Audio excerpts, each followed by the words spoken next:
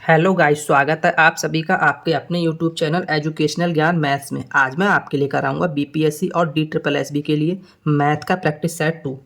मैं इसके कुछ प्रैक्टिस सेट कराऊंगा और अगर आप ये सारे प्रैक्टिस सेट देख के जाते हैं तो आपको एग्जाम में इनसे बाहर कुछ भी नहीं मिलेगा। तो चलिए आज के क्लास को स्टार्ट करते हैं। देखते हैं क्वेश्चन नंबर 1। तो क्वेश्चन नंबर 1 में गिवन है, एक गाँव की जनसंख्या में 15% वार्षिक दर से वृद्धि होती है यदि वर्ष 1999 के अंत में इसकी जनसंख्या 4000 हो तो वर्ष 1998 के अंत में जनसंख्या क्या होगी, ये हमें फाइंड करना है। तो चलिए इस क्वेश्चन को सॉल्व करते हैं। क्वेश्चन इसने क्या बोला है कि गांव की जनसंख्या में प्रतिवर्ष 15% की वृद्धि हो रही है। मतलब कितनी वृद्धि हो रही है? 15% की प्रतिवर्ष।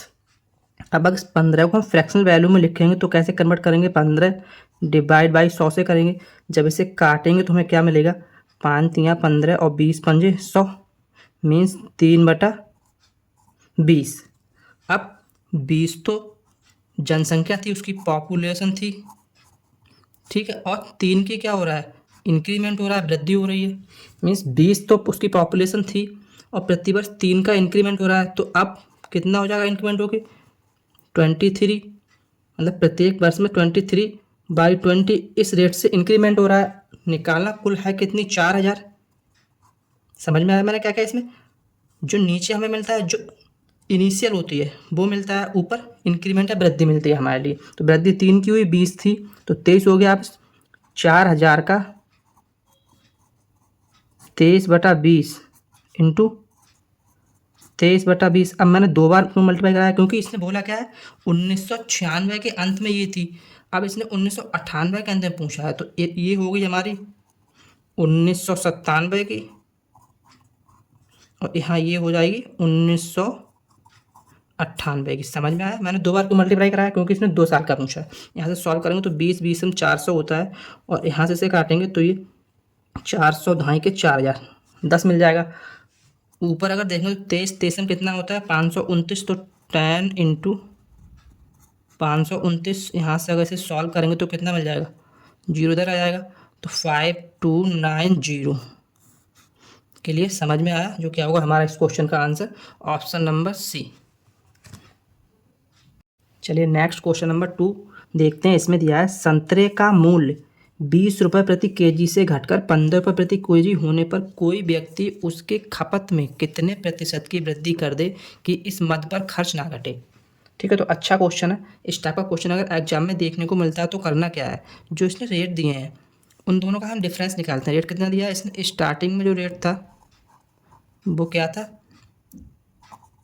स्टार्टिंग में रेट था 20 रुपये और फिर रेट कितना होगा यहाँ पे? 15 रुपये। पहले स्टार्टिंग में 20 रुपये रेट था और फिर रेट 15 हो गया। प्रति केजी में दिया है। दोनों का डिफरेंस देखते हैं तो डिफरेंस कितना है दोनों का? अगर दोनों का डिफरेंस देखते हैं तो 5 रुपये डिफरेंस है प्रति केजी पे। अब 5 रुपये का डिफरेंस आया प्रति केजी पे। अब उसका नया रेट क्या हो गया? 15 रुपये। तो हम करते क्या है, जो डिफरेंस आता है उसको ऊपर लिखते हैं, अपॉन में जो नया रेट होता है हमारा, नया कितना? 15 हो गया। ठीक है, जो डिफरेंस आता है उसे ऊपर लिख लेते हैं, अपॉन में जो नया रेट मिलता है कितना? 15 रेट हो गया नया। क्योंकि अब रेट जो बिक रहा है वो 15 रुपये प्रति केजी बिक रहा है ना, इंटू 100 से मल्टीप्लाई क्यों कराते हैं? क्योंकि हमें परसेंटेज में निकालना है। क्या निकालना है? प्रतिशत वृद्धि निकालनी है। तो यहाँ से जब इसे सॉल्व करेंगे तो क्या मिलेगा हमें? 5 एकम 5, 5 तियाँ 15, 1/3 इंटू 100। तो इसे हम क्या लिख सकते हैं? 33.33%, जो क्या होगा हमारा इस क्वेश्चन का answer option number A. Clear है ना? चलिए नेक्स्ट क्वेश्चन नंबर 3 देखते हैं। इसमें दिया है, किसी संख्या का 3/4, कोई संख्या है उसका 3/4 उस संख्या के 30% से 36 अधिक है तो उस संख्या का 75% क्या होगा, ये हमें फाइंड करना है। तो चलिए इस क्वेश्चन को सॉल्व करते हैं। इसने क्वेश्चन में क्या बोला? कोई संख्या हमने सपोज कर लिया x, कोई संख्या है, इसका 3/4, इस संख्या को 3/4 है, वो इस संख्या के 30% से। तो x का 30%, 30/100 किस तरह? 36 अधिक है तो 36 हमने इसमें क्या कर दिया? माइनस। ये अधिक है तो इसे माइनस कर दिया मैंने। अब जब यहाँ सॉल्व करेंगे तो हमें क्या मिल जाएगा? 3x/4। यहाँ से मिल जाएगा 3x/4 10 माइनस 36 ये मिल जाएगा। अब अगर 3 यहाँ भी 3 है, 3 से ये भी कट जाएगा, तो जब इसे हम सॉल्व करेंगे 3 से काट के तो क्या मिल जाएगा, यहाँ x/4। नेक्स्ट क्वेश्चन नंबर 4 दिया है, प्रदीप ने 4 दर्जन केले 12 रुपये प्रति दर्जन और 2 दर्जन केले 16 रुपये प्रति दर्जन के हिसाब से खरीदे। ठीक है, उसने सारे केले 20% लाभ पर बेच दिए। उसने केले को कितने रुपए प्रति दर्जन से बेचा, ये हमें फाइंड करना है। तो यहाँ पे अगर हम देखें तो उसने 4 दर्जन खरीदे हैं 12 रुपये प्रति केजी की दाम से, तो 4 इंटू 12, क्योंकि उसने 4 दर्जन 12 रुपये प्रति हिसाब से खरीदे, तो कितने खरीद लिए, 12 चौक 48 रुपये के, और 2 दर्जन खरीदे 16 के हिसाब से, तो 16 दूनी 32, तो कुल उसने कितने खरीदे, 48 और 32 80 रुपये खरीदे। क्लियर है। अब प्रॉफिट पे कितने, 20% के प्रॉफिट पे उसने बेचे हैं, तो P बराबर 20%। इसकी अगर फ्रैक्शनल वैल्यू देखेंगे तो 1/5, 1/5 है ना फ्रैक्शनल वैल्यू। तो ये हमारा क्या है, उसने 20% के प्रॉफिट पे बेचे हैं, सेलिंग प्राइस। ठीक है, 5 रुपये, और तो खरीदे कितने थे, एक का उसे कितना प्रॉफिट हुआ था, तो खरीदे होंगे कितने, 4 रुपये में, और बेचे हैं 5 में, तो ये हमारा SP हो गया और ये हमारा CP। क्लियर है ना। अब 5 हमारे अकॉर्डिंग SP है, बट ये बोल रहा है 80, तो 5 बराबर हम कर देंगे 80 के, तो 5 एकम 5 और 16 पंजे 80, तो 1 दर्जन कितने का मिला है, 16 का। क्लियर है, option number C। Next question number 5 में बोला है 16 पुस्तकों का क्रय मूल्य 20 रुपये है। ठीक है, सॉरी 16 वस्तुओं का क्रय मूल्य 20 वस्तुओं के विक्रय मूल्य के बराबर है। तो क्रय मूल्य हमारा क्या होता है, CP, और विक्रय मूल्य होता है SP, इसके बराबर। तो लाभ या हानि प्रतिशत हमें बताना है क्या होगा। तो इस कॉन्सेप्ट पे भी BPSC और DSSS में कई सारे क्वेश्चन पूछे गए हैं, तो मैंने वो सारे कॉन्सेप्ट यहाँ लिए हैं जिन पर बेस्ड क्वेश्चन एग्जाम में आते हैं। क्या बोला है, 16 वस्तुओं का जो क्रय मूल्य CP है वो 20 वस्तुओं के विक्रय मूल्य SP के बराबर है। लाभ या हानि का परसेंटेज हमें निकालना, तो यहाँ से अगर हम SP अपॉन CP फाइंड करें तो क्या मिल जाएगा, SP के अपॉन में CP ले आए तो 16/20 मिल जाएगा। क्लियर है। तो यहाँ से हम देखें तो 4 चौक 16, 4 पंजे 20, मतलब 4/5। मतलब कोई चीज़ उसने 5 रुपये में खरीदी थी, 4 में बेची, तो उसे क्या हुआ, लॉस हुआ है ना। कोई चीज़ 5 रुपये में खरीदी और 4 में बेची, लॉस हुआ। अब लॉस कितना हुआ, दोनों में कितना डिफरेंस है, 1 का। तो परसेंटेज अगर लॉस निकालना है तो उसके लिए क्या करेंगे, 1 का डिफरेंस है, कितने पे, CP कितने 5 में खरीदी थी, अपॉन में CP रखते हैं इंटू 100। यहाँ से सॉल्व करेंगे तो क्या मिलेगा, 20 पंजे 100, 20% का क्या हुआ उसे लॉस। समझ में आ गया, 20% की उसे हानि हुई। Option number A। क्लियर है। चलिए नेक्स्ट क्वेश्चन देखते हैं। क्वेश्चन नंबर 6 में दिया है, एक कस्बे की जनसंख्या 8000 है। यदि जनसंख्या में पहले वर्ष 10% वार्षिक दर से तथा दूसरे वर्ष 20% वार्षिक दर से वृद्धि होती है, तो 2 वर्ष बाद कस्बे की जनसंख्या क्या होगी, ये हमें फाइंड करनी है। अच्छा क्वेश्चन है, चलिए इस क्वेश्चन को सॉल्व करते हैं। पहले हम देखते हैं जनसंख्या में वृद्धि क्या हो रही है। तो फर्स्ट ईयर है, मतलब पहले साल में कितना 10% से हो रही है, तो 10% अगर हम फ्रैक्शन वैल्यू लिखेंगे तो कितना 1/10 होती है। मीन्स 10 जनसंख्या थी, 1 की उसमें वृद्धि हो रही थी, इंक्रीमेंट हो रहा था, तो कितना होगा 11/10 पहले साल में। अब अगर यहाँ पे सेकंड साल के देखते हैं, सेकंड ईयर के देखते हैं हम, तो वहाँ कितने की हो रही है, 20% से हो रही है वृद्धि। ठीक है ना, मीन्स 1/5 इसकी फ्रैक्शन वैल्यू होती है, 5 थी, 1 की वृद्धि हो रही थी, तो 6/5 हो गई। समझ में आया। अब करना क्या है, इसने बोला कुल कितनी 8000 जनसंख्या थी, 8000 जनसंख्या थी। एक साल तो 11/10 के रेट से बढ़ी, और फिर दूसरी साल 6/5 के रेट से बढ़ी, ये उसमें इंक्रीमेंट हुआ। तो उसे सॉल्व करेंगे क्या मिलेगा, 1 जीरो से 1 जीरो कैंसिल हो जाएगा, 5 से काटेंगे तो ये 16 पंजे 80, जीरो 160, तो क्या मिलेगा 160 इंटू 11 इंटू 6। तो यहाँ से सॉल्व करेंगे 16 छक 96 हो जाएगा, यहाँ 960 इंटू 11, और जब इसे हम सॉल्व करेंगे तो 11 जीरो का जीरो, 11 छंग 66, और 11 निम 99, और 6 105, कितना 10,560। उस कस्बा की क्या हो जाएगी जनसंख्या। ऑप्शन नंबर B क्या हो जाएगा हमारा इस क्वेश्चन का राइट आंसर। क्लियर है। नेक्स्ट क्वेश्चन नंबर 7 देखते हैं। इसमें दिया है 2000 रुपये की कोई राशि है जो 10% वार्षिक ब्याज की दर से 3 वर्ष के लिए कंपाउंड इंटरेस्ट जो CI है वो हमारा कंपाउंड इंटरेस्ट है, चक्रवृद्धि ब्याज पर लगाई गई। तो कंपाउंड इंटरेस्ट जो चक्रवृद्धि ब्याज है वो हमें ज्ञात करना है क्या होगा। तो चलिए इस क्वेश्चन को सॉल्व करते हैं। इसने क्या बोला, 2000 रुपये, तो जो प्रिंसिपल दिया है वो कितना दिया है, 2000 रुपये, और रेट किस रेट से लगाएगी, 10%। तो अगर 10% को फ्रैक्शनल वैल्यू में लिखेंगे तो 1/10। अब CI इसको हम सॉल्व कैसे करेंगे, ट्री मेथड से, ट्री मेथड। हम यहाँ पे ट्री मेथड लगाएंगे, कैसे लगाते हैं, 3 साल के निकालना है हमें, तो 1 2 3 साल के हमें क्या निकालना है, CI कंपाउंड इंटरेस्ट। कैसे लगाते हैं, सबसे पहले साल के लिए उसने 10% का ब्याज निकाला होगा, इस पर 2000 पे, तो कितना निकला होगा, 200, क्योंकि 2000 का 10% क्या करते हैं, अगर हम 10% निकालते हैं तो 1 के बाद पॉइंट लगाते हैं पीछे से, तो 1 पर जहाँ पॉइंट लगाएंगे तो कितना, 200 मिल जाएगा हमें।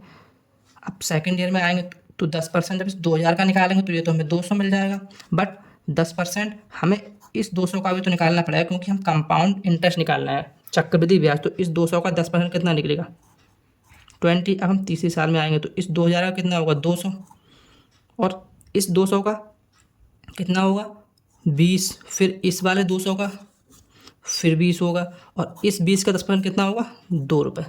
समझ में आ गया ट्री मेथड कैसे लगाते हैं। जो भी हमें मिलता है उन सब पे हम निकालते जाते हैं, तो इन सबको जब ऐड करेंगे तो हमें CI कितना मिल जाएगा, CI निकालना है यहाँ पे हम 200, 400, 600, 600 और 660 और 2 662, 662, जो क्या होगा हमारा इस क्वेश्चन का आंसर, ऑप्शन नंबर डी। समझ में आया मैंने CI मेथड कैसे लगाया। अगर यहाँ पे उसने कुल अमाउंट पूछा होता तो हम क्या करते, 662 कुछ 2000 में ऐड कर देते तो हमें टोटल अमाउंट मिल जाता। नेक्स्ट क्वेश्चन नंबर 8 दिया है, यदि A का भाग B के भाग का 2/3 भाग तथा B का भाग C के भाग का 3/4 भाग हो तो A/C का वैल्यू हमें फाइंड करनी है। तो अच्छा क्वेश्चन है, इस कॉन्सेप्ट पे भी कई सारे क्वेश्चन एग्जाम में देखने को मिलते हैं। क्या बोला है इसने, जो A का भाग है वो B के भाग का 2/3 है, तो हम यहाँ से A/B क्या लिख सकते हैं, 2/3, और यहाँ से हम A/B क्या लिख सकते हैं, 2/3। समझ में आया कैसे मैंने लिखा। सेम ऐसे अगर हम आगे, इसने बोला B का भाग C के भाग का, तो B का भाग C के भाग का कितना है, 3/4।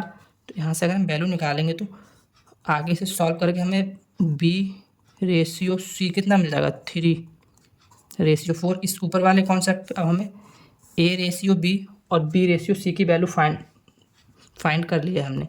निकालना हमें क्या, A/C फाइंड करना है ना हमारे लिए, तो A/B/C।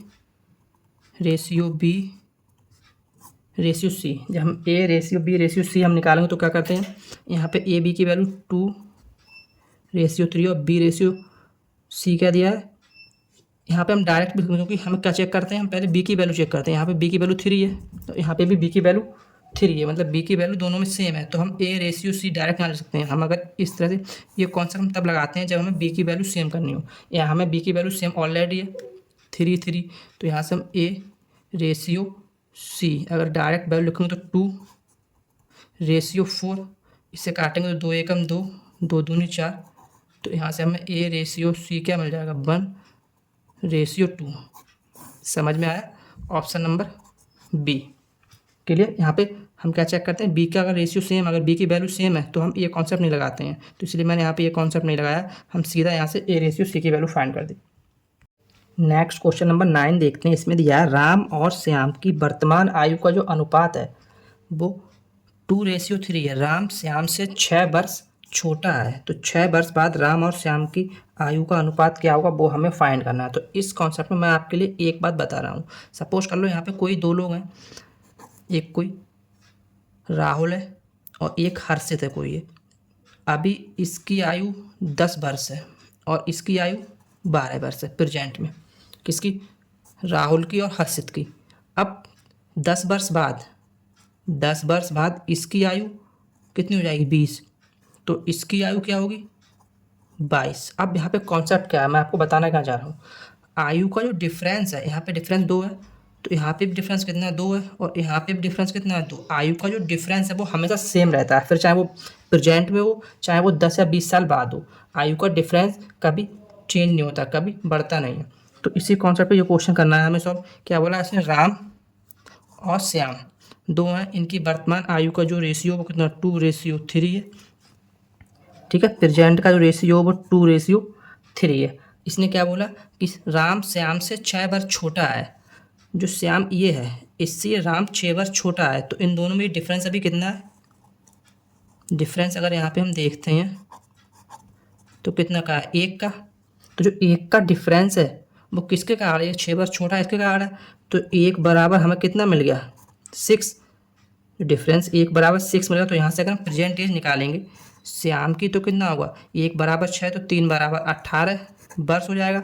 और अगर हम इधर निकालेंगे इसकी राम की प्रेजेंट एज, तो इसकी क्या हो जाएगी, यहाँ पे अगर इसकी हम प्रेजेंट एज निकालते हैं तो क्या हो जाएगी, इसकी भी 6 से मल्टीप्लाई कराएंगे तो ये 12 हो जाएगी। मतलब इसकी 18 साल है और उसकी 12 साल है। एज हमें क्या मिल गई, 12 साल 18 साल। आगे इसने क्या बोला, 6 वर्ष बाद राम और श्याम की आयु क्या होगी। तो 6 वर्ष हम इसमें भी ऐड करेंगे और 6 वर्ष इसमें भी ऐड करेंगे, तब इसकी क्या हो जाएगी, 18 साल हो जाएगी। और इसकी कितनी हो जाएगी, 24 साल हो जाएगी। समझ में आया, इसकी 18 साल इसकी 24 साल। अब इनका रेशियो हमें फाइंड करना है, दोनों का रेशियो निकालना है। तो अगर रेशियो निकालेंगे 6 से काटेंगे तो 6 3 18 और 6 चौक 24, तो 3:4। क्या होगा हमारा इस क्वेश्चन का आंसर, ऑप्शन नंबर डी। समझ में आया।